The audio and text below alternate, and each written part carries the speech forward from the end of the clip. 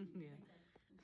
Alright, so what we're going to do today is we're going to work a few problems from last night. This is the one that's practice number 2 for dividing with decimals, and the practice number 2 at the top of the title is in red. So what we're going to do is we're going to go over these and then do a new lesson for today. We're just going to add a little bit more to it, okay? Alright, so let's start by working problem number 1. I circle it if it's a negative exponent and I move it. So this is coming down here. And this one is going up here. Z to the 6. They're negative, so they have to move to become positive exponents. Now I'm going to simplify. Remember, if it looks like this, you're going to add them. And then if it looks like this, you subtract and put the leftovers where the extra ones were. So I have all of my x's down here on the bottom. X to the 4th and x to the 5th, which will be x to the 9th. And then my y's, if I have 6 on top and 10 on bottom and I cancel, there's going to be 4 left. But where are those 4 extra y's going to be located? In the top of the fraction or in the bottom of the fraction? In the bottom. So y to the 4th is in the bottom. And then, now all of my z's are up top. So I've got 4 z's being multiplied and then 6 more z's being multiplied for a total of 10. Let's write z to 10. Okay. Alright, now if you're going to text this in to turn in your work, you'd want to come over here and open a text box. Alright, and you can go right here and tap it. Now, you've got some options. If you're going to do z to the 10th and you're going to text it, you can do z to the 10th like this. You could do z and then shift 6 will give you a little arrow like this, and you could put the 10. Or, once you hit that text box, there's another little bar that comes up right here, and it has a place for a subscript and a superscript. A superscript is what a power is. It's written a little bit smaller and up above it, okay? So I'm actually going to go over here and let's type this answer in. I just want to show you real quick what it would look like if you use that, okay? Because I have a feeling we're going to need a lot of those. Makes it a lot easier to enter. And we're going to need a lot of the exponent buttons here. So if I were going to type this in, I'd open a text box. And I always like to do mine in a different color so you know for sure. So when I click in that text box, it pulls this up. Right here is the exponent button. So on top, I have to do z to the 10th power. So I type z, then I click this button, and it does 10. The only thing is it's still on, so the next thing I type would be up there in the power as well, okay, with the 10.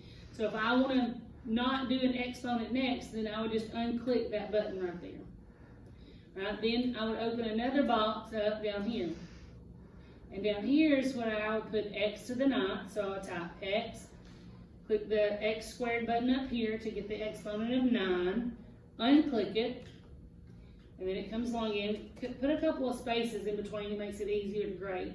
And then it would be y to the 4th, so I would do the y, and then I would do the exponent button again to get to a 4 there. And then that's what it looks like typed in the computer. And of course these boxes, once you get the 4 square, kind of like a grid up there, you can slide it and move it over wherever you want to. But it doesn't have to look pretty. I just want you to be able to know how to type it in, okay? Alright, let's do number 2.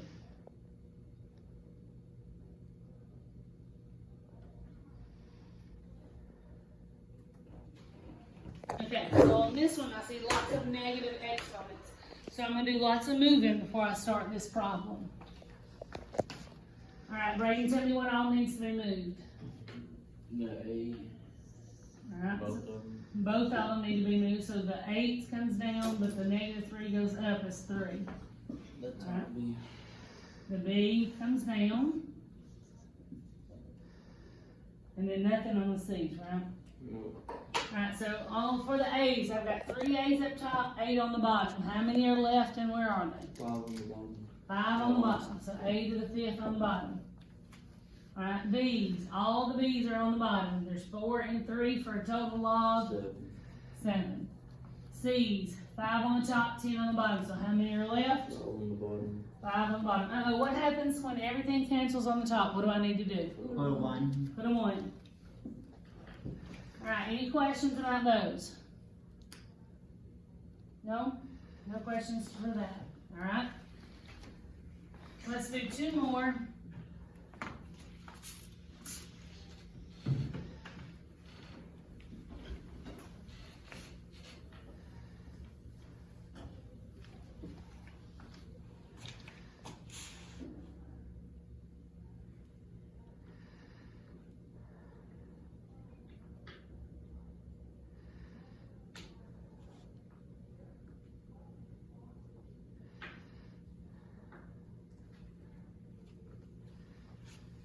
Alright, number 3. Looks like I have 2 that have negative exponents, so x to the 4th comes down to the bottom. Z to the 8th comes to the bottom. All my x's are on the bottom. 4 and 4 make 8.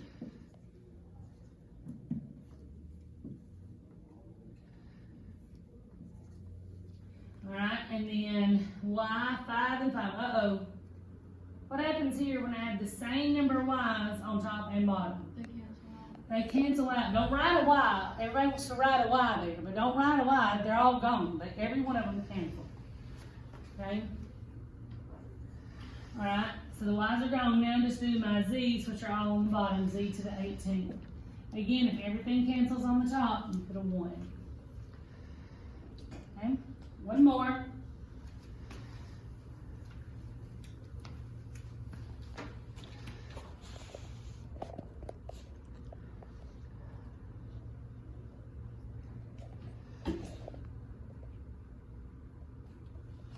Alright, number 4. This is negative, it's going to go up top, x to the 4th.